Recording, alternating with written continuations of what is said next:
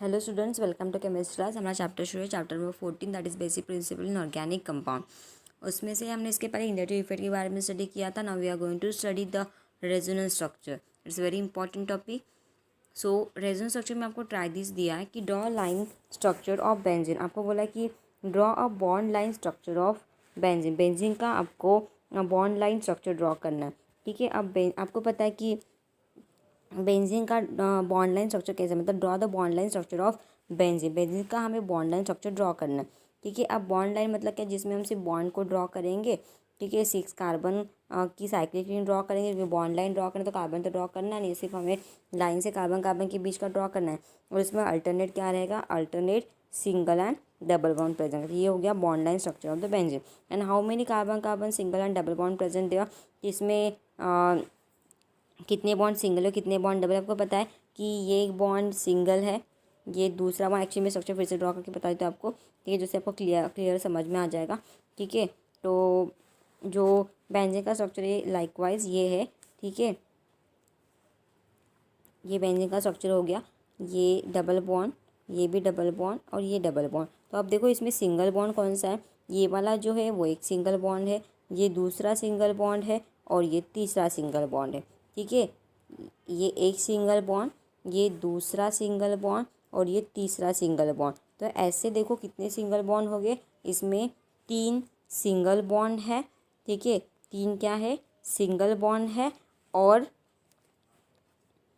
1, ये 2 और ये 3 क्या है, डबल बॉन्ड है। मतलब इसमें 3 सिंगल और 3 डबल बॉन्ड है। और वो कैसे अरेंज हो, अल्टरनेट, मतलब एक सिंगल फिर एक डबल, ठीक है, फिर सिंगल फिर डबल फिर सिंगल एंड फिर डबल, ऐसा उसका अरेंजमेंट है, वो भी अल्टरनेट है।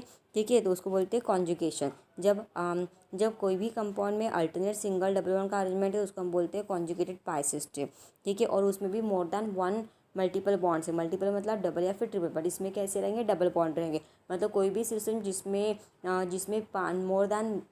मोर देन 1 पाई बॉन्ड है, एक से ज़्यादा नंबर ऑफ पाई बॉन्ड है, और वो पाई बॉन्ड सिंगल बॉन्ड के साथ कॉन्जुगेशन में प्रेजेंट है, मतलब अल्टरनेट प्रेजेंट है, सिंगल बॉन्ड फिर डबल बॉन्ड फिर सिंगल बॉन्ड फिर double bond. That means that they are called as a pi conjugated system. ठीक है, उसको हम बोलते हैं पाई कॉन्जुगेटेड सिस्टम। वहाँ पे डबल बॉन्ड सिंगल बॉन्ड के साथ अल्टरनेट प्रेजेंट है, उसके कॉन्जुगेशन में प्रेजेंट है, that is called as a conjugated pi system. Okay, देखो उसके बाद नेक्स्ट पॉइंट देखते हैं।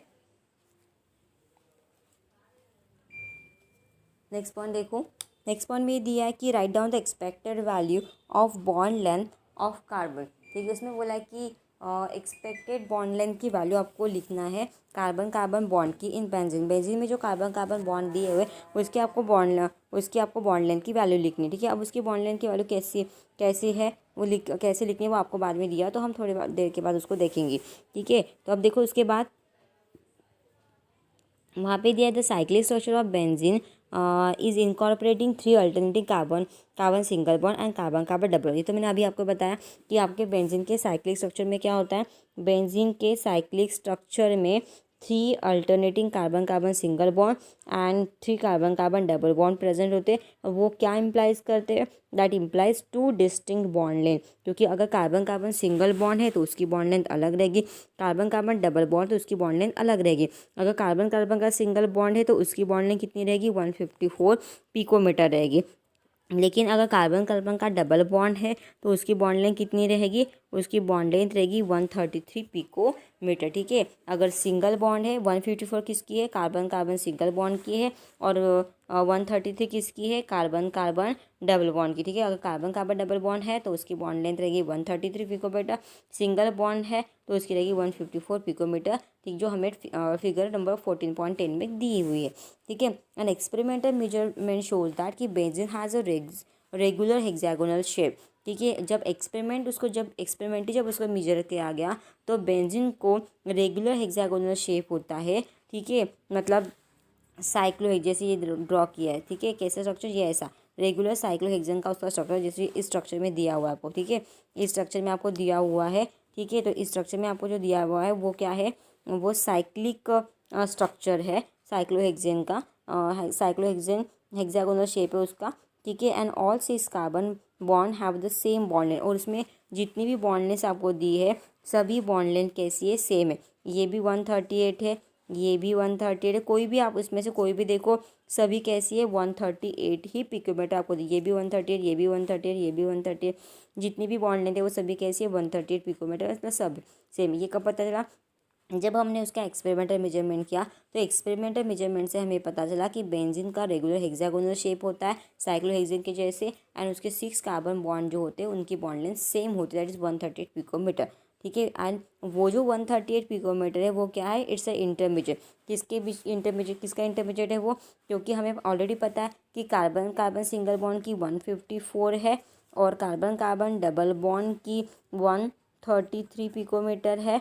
ठीक है। लेकिन जो हमारा जो रेगुलर हेक्सागोन है उसकी बॉन्ड लेंथ इन दोनों के बीच में है, वो कितनी है, इट्स बिकम्स अ 138 पिकोमीटर। कितनी है, 138 पिकोमीटर, जो किसके बीच में है, ये कार्बन कार्बन सिंगल बॉन्ड और कार्बन कार्बन डबल बॉन्ड, इनकी जो बॉन्ड लेंथ है इसके बॉन्ड लेंथ का इंटरमीडिएट है।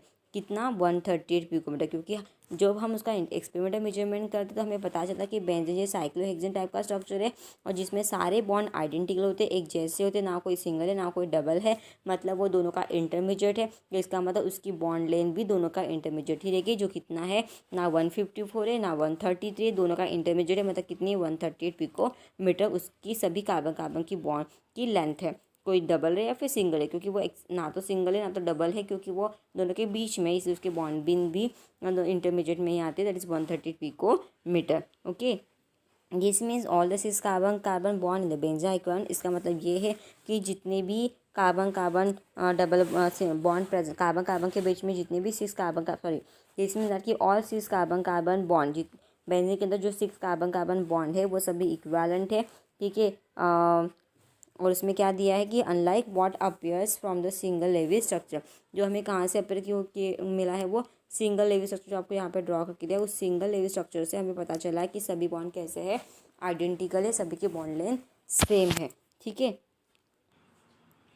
Can you recall, write down 2 Lewis structure for ozone. आपको ओजोन के लिए लेवी स्ट्रक्चर लिखना है और ये आपको इसके लिए आपको रेफ़र करना है चैप्टर नंबर 5, और ऑलरेडी आपका चैप्टर नंबर 5 हो चुका है, तो उसमें लेवी स्ट्रक्चर कैसे ड्रॉ करना आपको ऑलरेडी पता है। तो आई होप आप ये आराम से ड्रॉ कर सकते हो। Then how are these 2 Lewis structures are related to each other, ये दोनों लेवी स्ट्रक्चर एक दूसरे से कैसे रिलेटेड है वो आपको स्ट्रक्चर ड्रॉ करने के बाद पता चल जाएगा।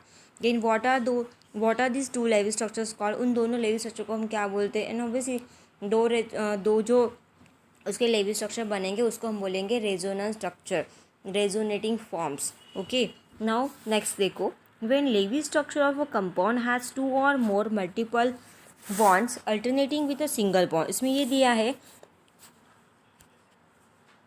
उसमें क्या दिया है कि जब लेवी स्ट्रक्चर हम कंपाउंड मतलब जब Lewis structure of compound has a 2 और मोर मल्टीपल बॉन्ड, अगर कंपाउंड के लेवी स्ट्रक्चर में 2 और मोर मल्टीपल बॉन्ड्स है, ठीक है, वो भी अल्टरनेटिंग विद सिंगल बॉन्ड, ठीक है, 2 या फिर उससे भी ज़्यादा number of multiple bond.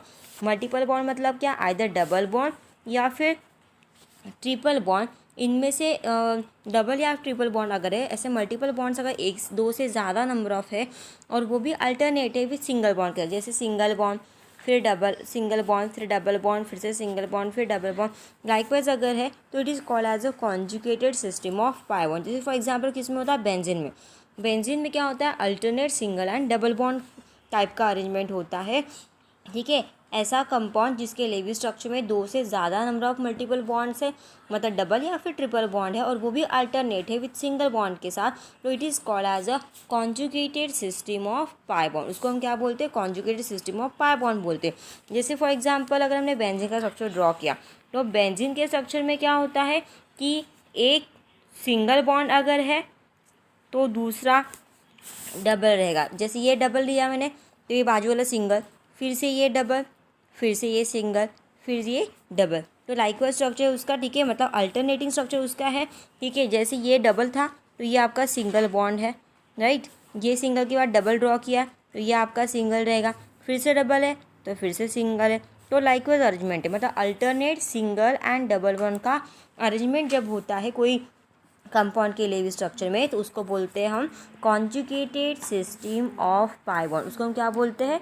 Conjugated system of pi bond बोलते हैं। ओके, उसको हम बोलेंगे conjugated system of pi bond. Then in such a system, ऐसे सिस्टम में ordinal species having an atom carrying p orbital attached to a multiple bond, resonance theory is applicable। ऐसे conjugated system में जहाँ पे alternate single double bond का arrangement है, या फिर ऐसे स्पीसीज जिसमें एटम के पास p ऑर्बिटल है, ठीक है, atom carrying p orbital attach to a multiple bond, ठीक है, जो किससे अटैच है? मल्टीपल बॉन्ड से अटैच है, ठीक है। In a system on species an atom carrying a p orbital attach to multiple, मतलब जैसे फॉर एग्जांपल मैंने कहा कि कार्बन कार्बन दोनों मल्टीपल बॉन्ड से अटैच है, तो एक कार्बन के पास इन एटम में से कोई भी एक एटम या फिर दोनों एटम के पास क्या है?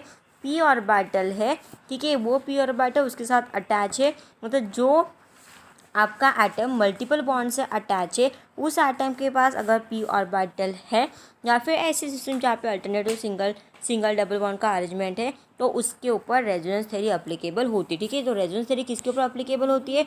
एक तो उसमें कॉन्जुगेट टाइप ऑफ सिस्टम होना चाहिए पाई बॉन्ड का, मतलब alternate single and double bond का अरेंजमेंट होना चाहिए, या फिर मल्टीपल बॉन्ड में जो दो एटम प्रेजेंट होते हैं, या फिर दो एटम के बीच में जब मल्टीपल बॉन्ड प्रेजेंट होता है, तो उस मल्टीपल बॉन्ड में से, मतलब मल्टीपल बॉन्ड से अटैच एटम में से कोई भी एक एटम के ऊपर क्या होना चाहिए?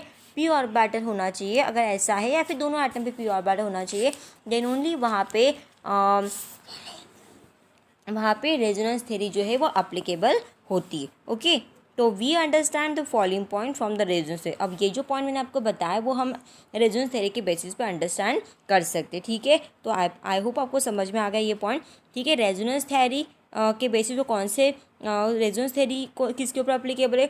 Conjugated system of pi bond, मतलब जिसमें alternate single and double bond का अरेंजमेंट है, या फिर मल्टीपल बॉन्ड से अटैच जो एटम होते हैं उनके पास p ऑर्बिटल है, तो उनके ऊपर रेजोनेंस थ्योरी अप्लीकेबल होती है। और ऐसे कौन से पॉइंट है रेजोनेंस थ्योरी के, वो हमें अभी अंडरस्टैंड करना है। Okay, we understand the following point from the resonance theory. That first point is what?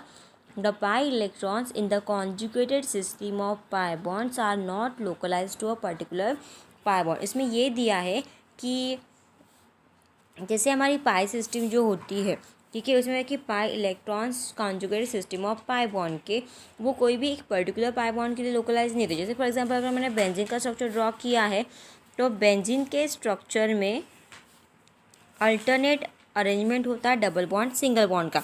तो ये जो मैंने यहाँ पे पाई बॉन्ड ड्रॉ किए हैं, अब ये आपकी कॉन्जुगेट सिस्टम ये आपकी कॉन्जुगेटेड सिस्टम होगी जो मैंने अभी ड्रॉ की थी। 1 सेकेंड, हम फिर से ड्रॉ कर लेते हैं उसको, ठीक है।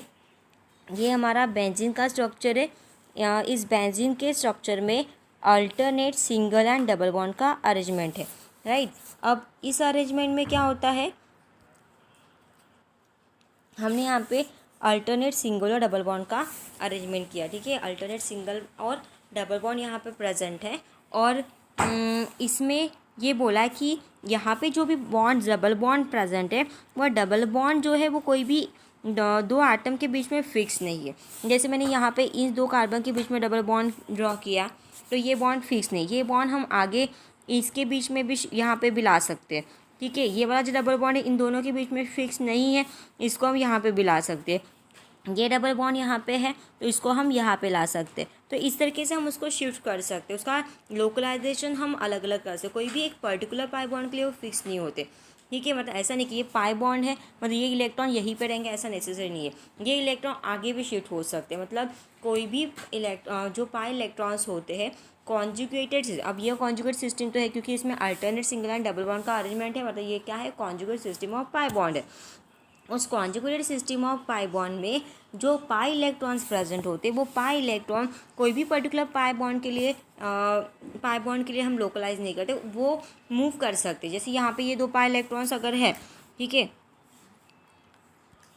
ये अगर सपोज मैंने कहा कि ये पाई इलेक्ट्रॉन्स आपके पास प्रेजेंट है, तो ये दो पाई इलेक्ट्रॉन्स यहाँ पे जो प्रेजेंट है, ये इलेक्ट्रॉन यहीं पे रहेंगे ऐसा नेसेसरी नहीं है, ये इलेक्ट्रॉन जो है वो आगे भी जा सकते हैं, ये अपनी पोजीशन लेके यहाँ पे भी आ सकते हैं, राइट। देन उसके बाद यहाँ पे जो दो पाई इलेक्ट्रॉन्स है, यहाँ पे जो दो पाई इलेक्ट्रॉन्स है ये भी यहाँ से मूव करके कहाँ पे जा सकते हैं, यहाँ पे जा सकते हैं। फिर यहाँ पे जो दो पाई इलेक्ट्रॉन्स है जो मैंने आपको सर्कल से ड्रॉ करके बताया, ये भी पाई इलेक्ट्रॉन्स कहाँ पे जा सकते हैं, यहाँ पे जा सकते हैं। मतलब इसका मतलब क्या है कि पाई इलेक्ट्रॉन्स जो है वो कोई भी एक स्पेसिफिक पाई बॉन्ड के लिए फिक्स नहीं रहते, वो पूरे स्ट्रक्चर में जो है वो लोकलाइज हो सकते हैं। ये आपका पहला पॉइंट हो गया, मतलब जहाँ पे वहीं पे रहेंगे ऐसा फिक्स नहीं है, वो पाई इलेक्ट्रॉन पूरे रिंग में मूव कर सकते हैं। देन उसके बाद देखो नेक्स्ट पॉइंट, सेकेंड पॉइंट उसका क्या कहना है कि for a compound having a conjugated system of pi bond, ठीक है, for a compound having a conjugated system of pi bond, कोई कंपाउंड जिसके पास कॉन्जुगेट सिस्टम है पाई बॉन्ड की और सिमिलर अदर सिस्टम से, तो टू और more Lewis structures are written by showing the movement of pi electron. तो उस कंपाउंड के लिए हम इलेक्ट्रॉन बॉन्ड पाई इलेक्ट्रॉन के पेयर को मूव करके आप उसके दो से ज़्यादा number of Lewis structure draw कर सकते हो। मतलब ऐसा कंपाउंड जिस कंपाउंड में क्या है conjugated system of pi bond, जिसमें alternate single and double bond का अरेंजमेंट है, ठीक है, जिसमें क्या है alternate single and double bond का अरेंजमेंट है, ऐसे सिस्टम को हम बोलते हैं conjugated system of pi bond. तो उस कंपाउंड के हम more than one Lewis structure को ड्रॉ कर सकते हैं, उसके नंबर ऑफ लेवी स्ट्रक्चर लिख सकते हैं, कैसे, by showing the movement of pi electron, क्या करके हम पाई इलेक्ट्रॉन का मूवमेंट जो है वो मूवमेंट करके हम उस कंपाउंड के नंबर ऑफ स्ट्रक्चर ड्रॉ कर सकते। That means called as a delocalization of pi electron using the curve arrow, ठीक है। हम जो डीलोकलाइजेशन करते हैं पाई इलेक्ट्रॉन का वो हम शो करते हैं कर्व एरो से। देन उसके बाद देखो नेक्स्ट पॉइंट, ये तो आपको समझ में आया सेकेंड पॉइंट कि कोई भी कंपाउंड अगर कॉन्जुगेट पाई सिस्टम अगर उसके पास प्रेजेंट है तो उस कंपाउंड के हम दो से ज़्यादा number of Lewis structure draw कर सकते हैं, कैसे, उन पाई इलेक्ट्रॉन को मूव करके। जैसे फॉर एग्जाम्पल आपको अगर बताना तो आपको पेंसिल का दिया हुआ नीचे, मैं अभी बताती हूँ उसमें कैसा दिया हुआ है, उसका मूवमेंट हम शो करते कर्व एरो से। देखो उसके बाद पॉइंट दिया ही हुआ तो देखते हैं हम इसमें क्या दिया हुआ है, ठीक है। देखो Lewis structure so generated are linked by the double bond headed arrow are called as a resonance structures or contributing structure. Lewis structure जो जनरेट होते हैं वो हम एक दूसरे से लिंक करते हैं, किससे लिंक करते हैं, उसको डबल हेडेड एरो से हम उसको लिंक करते हैं, ठीक है। और contributing structures, resonating structures or contributing structure को या फिर कैनोनिकल स्ट्रक्चर्स को हम एक दूसरे के साथ लिंक करते हैं with the help of double headed. और एक्चुअली यहाँ पे सिंगल हेडेड एरो ड्रॉ किया, बट आपको याद रखना है कि जनरली हम क्या करते हैं, जितने भी रेजोनेंस स्ट्रक्चर ड्रॉ करते हैं उनके बीच में हम क्या शो करते हैं, डबल हेडेड एरो शो करते हैं, ठीक है। डबल हेडेड एरो शो करना मतलब वो क्या है, एक दूसरे के रेजोनेटिंग स्ट्रक्चर से, कॉन्ट्रीब्यूटिंग स्ट्रक्चर्स है, या फिर उनको बोलते हैं canonical structures of the species. And thus two resonance structures can be drawn for benzene, ठीक है। Thus two resonance structures can be drawn, हम दो रेजोनेंस स्ट्रक्चर ड्रॉ करते हैं फॉर बेंजीन। बेंजीन के लिए हम दो रेजोनेंस स्ट्रक्चर ड्रॉ कर सकते हैं बाय डीलोकलाइजिंग और शिफ्टिंग द पाई इलेक्ट्रॉन, कैसे, पाई इलेक्ट्रॉन को डीलोकलाइज करके या फिर पाई इलेक्ट्रॉन्स को शिफ्ट करके हम उस इलेक्ट्रॉन को डीलोकलाइज कर सकते, ठीक है। तो बेंजीन के दो रेजोनेंस स्ट्रक्चर्स है वो कैसे आए, ठीक है। बेंजीन के हम दो लेवी स्ट्रक्चर ड्रॉ कर सकते, कैसे, उनके पाई इलेक्ट्रॉन्स को हम मूव कर सकते हैं, ठीक है। और पाई इलेक्ट्रॉन को मूव करके हम उसके नंबर ऑफ उसके एक्चुअली वहाँ पे दो ही स्ट्रक्चर बनेंगे, और कुछ कंपाउंड में दो से ज़्यादा नंबर ऑफ स्ट्रक्चर्स भी फॉर्म होते हैं। तो बेंजीन में दो रेजोनेंस स्ट्रक्चर बनेंगे, उसको हम दो कॉन्ट्रीब्यूटिंग स्ट्रक्चर भी बोलते हैं, या फिर हम उसको दो कैनोनिकल स्ट्रक्चर्स भी बोलते हैं। और दोनों के बीच में हम डबल हेडेड एरो से उनको ज्वाइन कर देते हैं। And the two resonance structures can be drawn for the benzene, ये जो दो रेजोनेटिंग स्ट्रक्चर जो है, two resonance structures can be drawn for the benzene by delocalising और शिफ्टिंग द पाई इलेक्ट्रॉन। मैंने आपको अभी बताया था ये दो स्ट्रक्चर जो होते हैं रेजोनेंस के, रेजोनेटिव स्ट्रक्चर्स, कैनोनिकल स्ट्रक्चर्स, या फिर उसको हम बोलते हैं कॉन्ट्रीब्यूटिंग स्ट्रक्चर, वो दो बनते हैं बेंजीन के केस में। और दोनों कैसे मिलते हैं, डीलोकलाइज पाई इलेक्ट्रॉन जो उसके अंदर प्रेजेंट है तो उसका हम शिफ्टिंग करते हैं, उसका हम डीलोकलाइजेशन करते हैं। इलेक्ट्रॉन का मूवमेंट, पाई इलेक्ट्रॉन का मूवमेंट मतलब पाई इलेक्ट्रॉन का शिफ्टिंग, उसके लिए स्पेसिफिक टर्म कौन सी यूज़ करना है आपको, डीलोकलाइजेशन ऑफ इलेक्ट्रॉन्स। आपको याद रखना है पाई इलेक्ट्रॉन का शिफ्टिंग करना मतलब पाई इलेक्ट्रॉन को मूव करना, मतलब क्या करना, पाई इलेक्ट्रॉन को डीलोकलाइज करना। और डीलोकलाइजेशन अगर आपने किया तो बेंजीन के आपको दो स्ट्रक्चर्स मिलते हैं, जिसको हम रेजोनेंस स्ट्रक्चर बोलते हैं, जिसको हम कैनोनिकल स्ट्रक्चर्स बोलते हैं, उसी को ही हम कॉन्ट्रीब्यूटिंग स्ट्रक्चर भी बोल सकते हैं। और दोनों स्ट्रक्चर के बीच में हम डबल हेडेड एरो ड्रॉ करते हैं। ठीक, कौन सा एरो करते हैं, डबल हेडेड एरो ड्रॉ करके उसको रिप्रेजेंट करते हैं। उसके बाद देखो next point, that is your third point. देखो आपको बेंजीन का स्ट्रक्चर ड्रॉ करके बताती हूँ, यहाँ पे दिया हुआ है। तो एज पर रूल अगर हम बेंजीन का स्ट्रक्चर ड्रॉ करेंगे तो यहाँ पे देखो ये आपका बेंजीन के मैंने दो रिंग्स ड्रॉ किए हैं। अब यहाँ पे दो स्ट्रक्चर बने, इसलिए मैंने ऑलरेडी यहाँ पे दो ड्रॉ कर लिए, दो साइक्लोजन। अभी मैं बॉन्ड ड्रॉ करने को यहाँ पे मैंने डबल हेडेड एरो से दोनों के बीच में ड्रॉ कर दिया। अब देखो उसके बाद यहाँ पे मैंने alternate single and double bond का कॉम्बिनेशन किया है। नाउ मुझे क्या करना है, इसको मूव करना है। अब मैं उसको मूव कैसे करूँगी, देखो यहाँ पे डबल है, उसके बाजू में सिंगल है, तो मैं डबल बॉन्ड को आगे में शिफ्ट कर देती हूँ। ये डबल बॉन्ड अगर आगे शिफ्ट हुआ तो 100% ये वाला डबल बॉन्ड इसके आगे शिफ्ट होगा। अगर ये यहाँ पे शिफ्ट हो गया तो ऑब्वियसली उसके आगे वाला 100% आगे शिफ्ट हो जाएगा। तो जिससे हमें क्या मिलेगा, देखो स्ट्रक्चर में क्या चेंजेस मिलेंगे आपको। जहाँ पे आपको डबल दिख रहा है, मैंने ग्रीन लाइन से डबल शो किया, तो जहाँ पे ग्रीन लाइन है डबल बॉन्ड के लिए वो आगे के बॉन्ड में दिखानी पड़ेगी।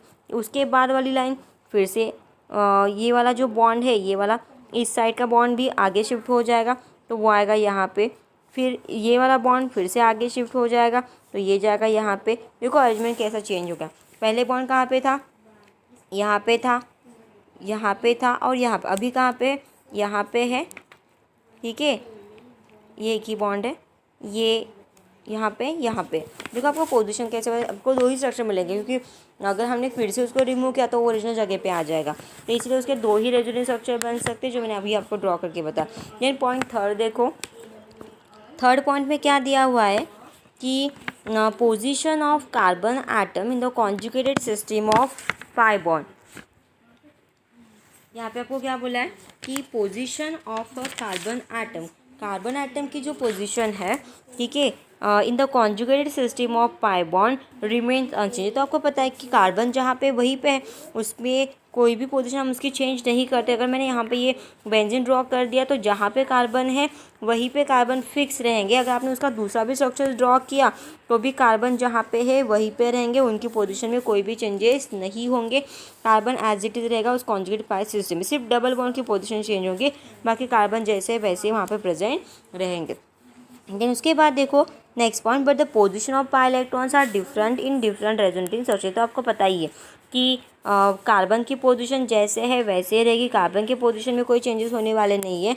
बट चेंजेस किस में होंगे, चेंजेस जो है वो होंगे पाई इलेक्ट्रॉन के पोजीशन में। ठीक है, position of carbon atoms in the conjugate system of pi bond remains unchange, मतलब चेंज नहीं होगी, कार्बन जैसे वैसे अपने पोजीशन पे प्रेजेंट रहेंगे। But the position of pi electrons are different in different resonance structure. अलग अलग रेजोनेंस स्ट्रक्चर में अलग अलग पाई इलेक्ट्रॉन की पोजीशन आपको देखने को मिलेगी, क्योंकि पाई इलेक्ट्रॉन मूव होते रहते हैं, इसकी वजह से उसकी पोजीशन अलग अलग रह सकती है। फॉर एग्जांपल इन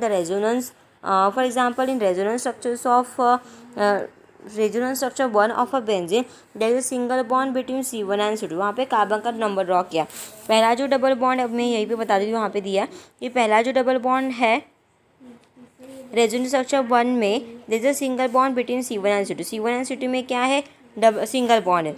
वही अगर हमने सेकेंड स्ट्रक्चर में कंपेयर किया तो सिंगल है। यहाँ पे कौन सा बॉन्ड है, फर्स्ट स्ट्रक्चर जो आपका है, उस फर्स्ट स्ट्रक्चर में फर्स्ट एंड सेकेंड के बीच में क्या है, सिंगल बॉन्ड।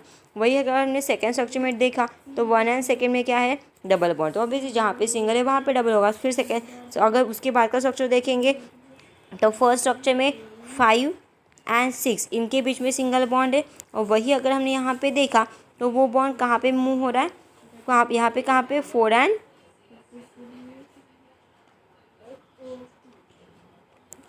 यहाँ पे 5 एंड 6 पे क्या है, डबल बॉन्ड है। जहाँ पे 5 एंड 6 पे सिंगल है वहाँ पे 5 एंड 6 पे डबल बॉन्ड है। उसके बाद सेकेंड डबल बॉन्ड, यहाँ सिंगल बॉन्ड जो वो 4 एंड 3 के बीच में है। और वही अगर यहाँ पे देखेंगे तो 4 एंड 3 पे डबल बॉन्ड है, मतलब एक स्ट्रक्चर में जहाँ पे सिंगल है उसके दूसरे स्ट्रक्चर में वहाँ पे डबल मिलेगा, तो ये अल्टरनेट टाइप का अरेंजमेंट वहाँ पे प्रेजेंट रहता है। देन उसके बाद देखो ये जो मैंने आपको बताया वो अब तो आपकी समझ में आ गया कि जहाँ पे आपके C1 एंड C2 में सिंगल बॉन्ड था स्ट्रक्चर नंबर 1 में, वही स्ट्रक्चर नंबर 2 में क्या रहेगा, कार्बन कार्बन C1 और C2 के बीच में डबल बॉन्ड रहेगा। तो अल्टरनेट है, जहाँ पे फर्स्ट स्ट्रक्चर में अगर डबल बॉन्ड है तो उसी का सेकंड स्ट्रक्चर में सिंगल बॉन्ड रहेगा। ठीक है, ये आपका सेकंड पॉइंट हो गया। Now next point is what, fourth point, the resonance structure is a hypothetical and does not by itself represent any real molecule। अब ये जो हमने जितने भी रेजोनेंस स्ट्रक्चर ड्रॉ किए हैं वो कैसे है, हाइपोथेटिकल है। हाइपोथेटिकल मतलब क्या होता है, इमेजिनरी। ओके, हाइपोथेटिकल है, हमने जैसे उसको इमेजिन किया कि इसका स्ट्रक्चर ऐसे रहेगा, वो इमेजिनरी है, हाइपोथेटिकल है। And does not by itself represent any real molecule, उसमें से कोई भी जो स्ट्रक्चर है वो रियल मॉलिक्यूल के जैसे रिप्रेजेंट नहीं होता, या फिर हम उसको रिप्रेजेंट नहीं कर सकते। Can explain all the properties of the compound. ठीक है, any resonance structure in the hypothetical any resonance structure is hypothetical and does not by itself represent any real molecule and can explain all the properties of का, मतलब जितने भी हम उसके resonating structure draw करेंगे उसमें से कोई भी एक स्ट्रक्चर खुद से वो रियल मॉलिक्यूल नहीं रहेगा और वो प्रॉपर कंपाउंड की पूरी प्रॉपर्टी भी एक्सप्लेन नहीं कर पाएगा। ठीक है, and the real molecule has real molecule has however characters of all resonance structure those can be written। उसमें दिया है कि जो रियल मॉलिक्यूल अगर है तो वो जितनी भी आप रेजोनेंस स्ट्रक्चर ड्रॉ करोगे सबके कैरेक्टरिस्टिक्स वो शो करेगा। लेकिन अगर हमने बहुत सारे एक ही कंपाउंड के अगर हमने 1 फिर 2 फिर 3 अगर 3 स्ट्रक्चर ड्रॉ किए भी है तो ये तीनों में से कोई भी एक सिंगल स्ट्रक्चर जो है वो कंपाउंड की पूरी प्रॉपर्टी को एक्सप्लेन नहीं कर पाता है, और इसीलिए हमें क्या करना पड़ेगा, हमें तीनों को मिला के एक रियल स्ट्रक्चर बनाना पड़ता है और वो रियल स्ट्रक्चर को उस कंपाउंड की पूरी प्रॉपर्टी एक्सप्लेन कर सकता है। ठीक है, बट अगर मैंने 3 अलग अलग फॉर्म दिए तो तीनों में से कोई भी एक सिंगल फॉर्म तो प्रॉपर्टी एक्सप्लेन करना पॉसिबल नहीं है, लेकिन तीनों का मिला के जो हम रियल स्ट्रक्चर बनाते हैं जिसको हम रेजोनेंस हाइब्रिड स्ट्रक्चर बनाते हैं बोलते हैं, वो पूरी की पूरी प्रॉपर्टी उस मॉलिक्यूल की शो कर सकता है। It's a hybrid of this 3 structure. तीनों स्ट्रक्चर का मिक्सिंग करने के बाद हमें एक ही स्ट्रक्चर मिलता है जिसको हम बोलते हैं रेजोनेंस हाइब्रिड, जो सभी प्रॉपर्टी एक्सप्लेन करता है उस कंपाउंड की। ओके, वहाँ पे दिया है द रियल मॉलिक्यूल, देखो यहाँ पे the real molecule has however characters of all resonance structure. जो रियल मॉलिक्यूल होता है वो उसके पास सभी रेजोनेंस स्ट्रक्चर के कैरेक्टर्स होते हैं, and those can be written, और वो हम लिख भी सकते हैं। ठीक है, those can be written and the real और actual molecule is said to be a resonance hybrid of an resonance structure. और हमने कहा है कि जो जितने भी एक्चुअल मॉलिक्यूल्स होते हैं वो क्या होते हैं, रेजोनेंस हाइब्रिड होते हैं रेजोनेंस स्ट्रक्चर के। मतलब जो भी हम रियल मॉलिक्यूल के बारे में बोलते हैं कि ये रियल मॉलिक्यूल, ये एक्चुअल मॉलिक्यूल है, तो वो किससे बना होता है, जितनी भी आप रेजोनेंस स्ट्रक्चर ड्रॉ करते हो सबको मिला के हम एक ही स्ट्रक्चर बनाते हैं जिसको बोलते हैं रेजोनेंस हाइब्रिड। ठीक है, और वो एक्चुअल मॉलिक्यूल होता है, वो सभी प्रॉपर्टी कंपाउंड के एक्सप्लेन कर सकता है। For example actual benzene, for example given कि एक्चुअल बेंजीन, एक्चुअली आपको पता है कि उसके कितने कैनोनिकल फॉर्म बनते हैं, दो कैनोनिकल 2 रेजोनेटिंग फॉर्म्स उसके बनते हैं। तो actual benzene molecule is resonance hybrid of structure 1। जो उसका जो एक्चुअल बेंजीन का मॉलिक्यूल है, ठीक है, वो क्या है, रेजोनेंस हाइब्रिड है स्ट्रक्चर 1 एंड 2 का। Exhibit a character of both the structure, जो क्या करता है, दोनों स्ट्रक्चर के कैरेक्टर को एक्सप्लेन करता है। ना तो वो मतलब यहाँ पे ये है कि जो डबल बॉन्ड है वो हम कहाँ से शो करते हैं, डॉटेड लाइन से शो करते हैं। ठीक है, एक्चुअली जो बॉन्ड डबल है वो ना तो डबल होता ना तो वो सिंगल होता, दोनों के बीच में होता है, क्योंकि जब हम रेजोनेंस स्ट्रक्चर ड्रॉ करते हैं तो वो जो हम पाई बॉन्ड्स है उस पाई बॉन्ड को हम डॉटेड लाइन से शो करते हैं in the form of circle. That means it's a combination of first and second structure, so it is called a resonance hybrid structure. ठीक है, और वो दोनों स्ट्रक्चर 1 एंड स्ट्रक्चर 2 की दोनों की प्रॉपर्टी एग्जिबिट करता है। For example actual benzene is the resonance hybrid of structure 1 and 2 and exhibit both these structures. वो दोनों स्ट्रक्चर के कैरेक्टर्स को एक्सप्लेन करता है, and its appropriate representation can be shown as a dotted circle inscribe in regular exam. तो मैं आपको अभी बताया कि जैसे ये इस टाइप का स्ट्रक्चर हम बोलते हैं ना, जो डॉटेड लाइन, एक्चुअली ये डॉटेड लाइन शो करता है ठीक है, ये डॉटेड लाइंस की जैसे उसका स्ट्रक्चर प्रेजेंट रहता है उस साइक्लोहेक्सॉन के स्ट्रक्चर में, that indicate the resonance hybrid, that explain the properties of whole compound, that is all the properties of resonating structure 1 and resonating structure 2। Okay, दोनों की प्रॉपर्टी को शो करता है। And thus each carbon Thus each carbon bond in benzene has a single as well as double bond character। इसका मतलब क्या है कि बेंजीन के स्ट्रक्चर में जो बॉन्ड होते हैं, जो डबल है वो सिंगल के जैसे भी बिहेव करता है, जो सिंगल है वो डबल के जैसे भी बिहेव करता है। ठीक है, तो इस तरह का आपको स्ट्रक्चर वहाँ पे शो करना है। ठीक है, उसको बोलते हैं resonance hybrid structure. And thus each carbon bond in benzene, और हर एक कार्बन बॉन्ड जो ना तो सिंगल कि जैसे भी ये करता ना था वो डबल के जैसे बता, एक्चुअली वो दोनों का इंटरमीडिएट होता है। And the ring has a regular hexagonal shape, और रिंग को क्या मिलता है, एक प्रॉपर हेक्सागोनल शेप मिलता है। ओके, नाउ लास्ट पॉइंट देखो, इट्स अ फिफ्थ पॉइंट जो आपको ड्रॉ करके दिया रेजोनेंस हाइब्रिड, मैंने अभी ड्रॉ करके बताया था आपको, ये उसका क्या है, रेजोनेंस हाइब्रिड स्ट्रक्चर है। ओके, जिसमें हमने पूरे बॉन्ड्स को डॉटेड लाइन से शो किया है। ओके,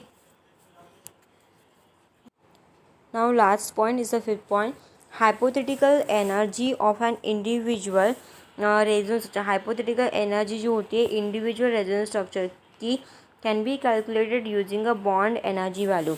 जो हर एक इंडिविजुअल स्ट्रक्चर की जो हाइपोथेटिकल एनर्जी होती है, जो इमेजिनरी एनर्जी बोलते हैं वो हम कैलकुलेट करते हैं उसके बॉन्ड एनर्जी के वैल्यू से।